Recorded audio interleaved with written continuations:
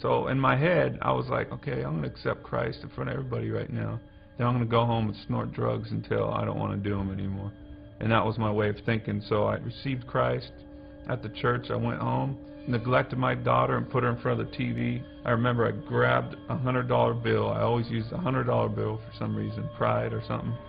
I chopped up my crystal meth, got it all smooth and powdery, and I snorted a big old line. And I held the bill and I looked up and I said, Jesus, if you're real like that pastor said, then you got to take these drugs from me. Come into my life, come into my heart.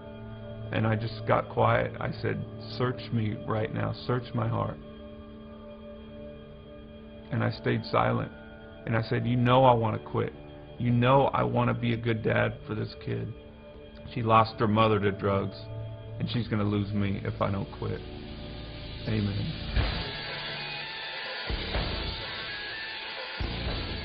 There's a high when you go on stage and you see all these people like just loving your music and loving you and stuff, and there's these girls and all these people going worshiping me. When you see all those people just going nuts for you, it's like, you know, it puffs you up inside. You're like, you know, I'm important. That's where drugs can creep in, and, you know, cocaine or whatever, methamphetamines crept in, and it all came from after drinking for me and my friends. And it seems like fun in the beginning. It's a lie, because it turns around on you. It starts to wear on your personality, it starts to wear on your relationships, and everything is affected by it negatively. Everything.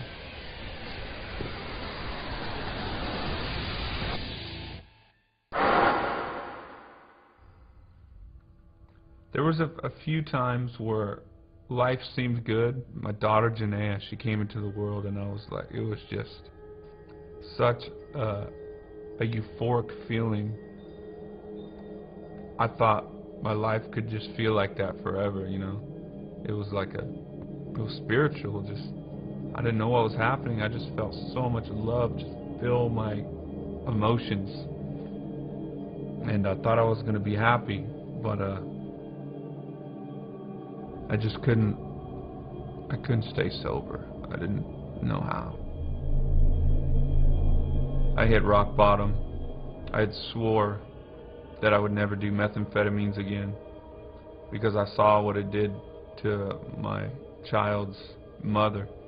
It just took her feelings away and made her leave her kid. I just wanted her dead. I wanted to kill her. I thought she was a scum of the earth, and you know, how could she do drugs like that and let the drugs win her like that? So I never was going to do meth again. I ended up with a everyday crippling addiction to methamphetamine, and everything that I said about my ex-wife came true for me. I sunk to the lowest gutter I could ever think of. I would spend time with my kid, and I would still be on it because I needed it to function. I'd get up in the morning, have a peanut butter and jelly sandwich, and snort meth, and then take her to school or whatever. It was just, I was a junkie. I started losing my mind. This guy would show up at my house with like a gun and stuff, and then I ran out in Europe, had my drug dealer just crazy send me drugs through the mail. I'd be tweaked out in my hotel room watching this package come from the U.S. It's just nuts. My life just was like spinning out of control. Janaea had come out on one of the tours in the U.S. I just remember her skipping around the house singing one of our Korn songs called Adidas. All day I dream about sex. And I'm like going, what am I doing? I'm a junkie. My daughter's singing All Day I Dream About Sex. And I'm gonna die.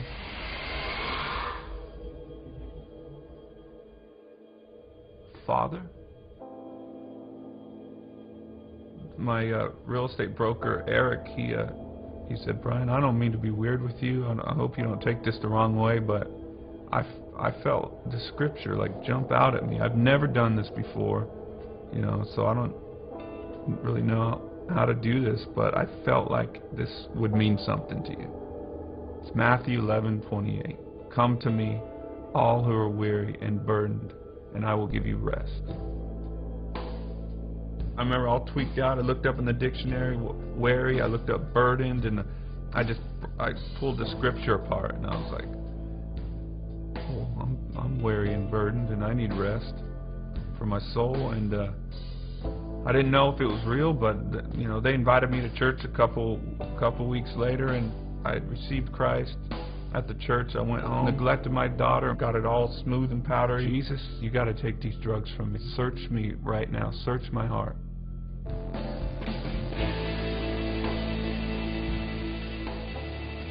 Father. I felt so much fatherly love from heaven, and it was like, I don't condemn you. I love you. I love you. It was just love, and instantly that love from God came into me.